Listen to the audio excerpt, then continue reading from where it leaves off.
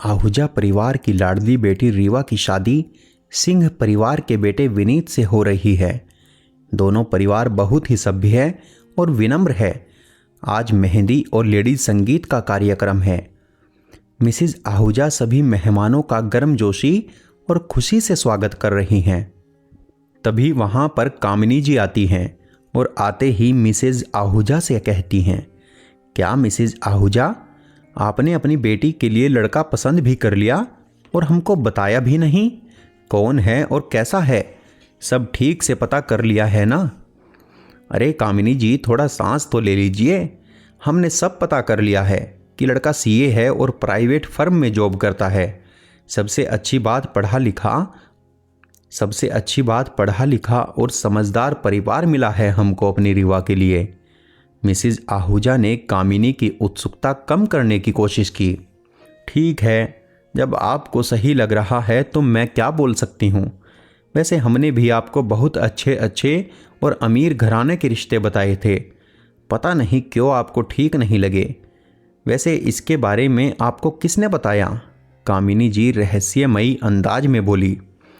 Mrs Ahuja दूर खड़ी एक लड़की की तरफ इशारा करते हुए बताती है कि उसका नाम तपस्या है और वह एक इवेंट ऑर्गेनाइज़र है। साथ ही उसका मैट्रिमोनियल भी है, रिश्ता प्यार का। उस लड़की को देखते ही कामिनी जी शौक हो जाती हैं और मिसेज आहूजा से कहती हैं, कमाल करती हैं आप मिसेज आहूजा। एक तलाकशुदा लड़की जो अपना घर ठीक से बसा भी नहीं पाई, जो एक हफ्ते भी अपने ससुराल में टिक नहीं पाई, आप उसके बताए हुए लड़के से अपनी बेटी की शादी करा रही हैं। कामिनी जी ने यह बात जानबूझकर इतनी जोर से बोली कि वहां सब उन्हीं को देखने लगे। फिर शुरू हो गया खुसर पुसर कानाफूसी। सब तपस्या को अजीब नज़रों से देखने लगे। तपस्या, जिसने कामिनी जी की बातें सुन ली थी, कामिनी के पास आकर बोली, जी हाँ, मेरा घर नहीं बस पाया। एक हफ्ते में ही मैंने ससुराल छोड़ दिया और फिर तलाक ले लिया। हाँ, मैं तलाकशुदा हूँ, लेकिन आपकी तरह धोखेबाज नहीं हूँ। मेरे बारे में सब कुछ बता ही दिया है, तो यह भी बता दीजिए कि मेरी शादी के लिए वह लड़का आपने ही खोजा था और लड़के वालों से मोटी फीस लेकर आपने गलत जानकारी दी थी। तपस्या की बातें सुनकर मिसेज आहूजा ने तपस्या से पूरी बात बताने को कहा। तपस्या ने अपनी जिंदगी का सबसे कटु सत्य सबको बताना शुरू किया।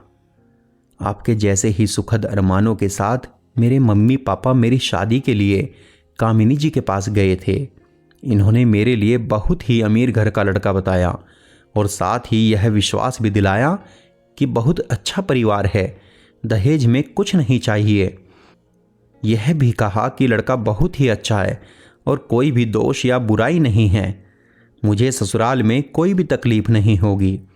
इनके दिखाए झूठे विश्वास पर मेरे मम्मी पापा ने विश्वास कर लिया और उन्होंने लड़के और उसके घर वालों के बारे में कोई भी छानबीन नहीं की।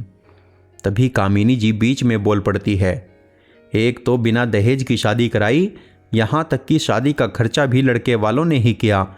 और क्या चाहिए आजकल की लड़की वालों को। अच्छा, मैं चलती हूँ, मुझे कुछ काम याद आ गया। अरे अभी कहाँ आप चली?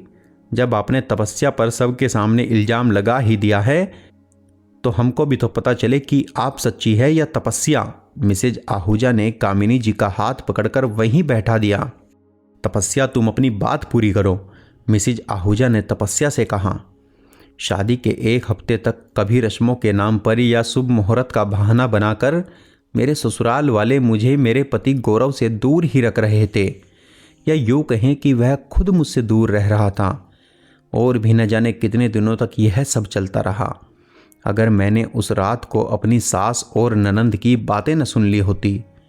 दोनों ही गौरव को समझा रही थी, गौरव, एक बार तपस्या के कमरे में चले जाओ।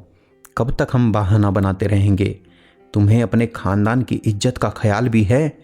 लोगों को अगर पता चल गया तो हम सब की इज्जत खराब हो जाएगी। अगर आपने अपनी जान देने की कसम न दी होती तो मैं यह शादी कभी भी नहीं करता। आप लोगों की मुसीबत है, आप समझो। आपको अपने खानदान की इज्जत बचाने के लिए एक बहू चाहिए थी, वह आ गई है और अब आप मुझे नहीं रोक सकती। गौरव अपनी माँ और बहन से कह रहा था। तभी मुझे वहाँ देखकर सब चौंक जाते हैं। मेरे बहुत जोर देने पर और पुलिस की धमकी देने पर उन्होंने मुझे जो सच बताया उसे सुनकर मेरे दिमाग की नसें फटने लगी। वह गौरव गे था। कामिनी जी की उस परिवार से बहुत गहरी दोस्ती थी। सोसाइटी में उनकी शाख बनाए रखने के लिए कामिनी जी ने ही उन्हें यह सुझाव दिया था कि गौरव की शादी कर दें। इसके बदले में बहुत मोटी रकम ली थी। गौरव का सच जानने के बाद उन लोगों ने बहुत कोशिश की कि मैं घर छोड़ कर न जाऊं और न ही उनका यह सच किसी को बताऊं। इसके लिए मुझे पैसों का लालच दिया गया, डराया धमकाया भी गया। तलाक मिलने तक न जाने कितने मानसिक तनाव से गुजरी। अपने आप को फिर से समेटकर अपनी राह खुद बनाने उठ खड़ी हुई। लेकिन कामिनी जैसे लोग, जिन्हें सच्चाई पता होते हुए भी लड़की को ही कटघरे में खड़ा करने में बहुत मज़ा आता है, बड़े घर की एक सोपीस बहू बनकर वहाँ घुट घुट कर जीने से अच्छा मैंने तलाकशुदा होना मंजूर किया। तो मैंने क्या गलत किया? तपस्या की आप बीती सुनकर सभी कामिनी जी को गुस्से से देखते हैं।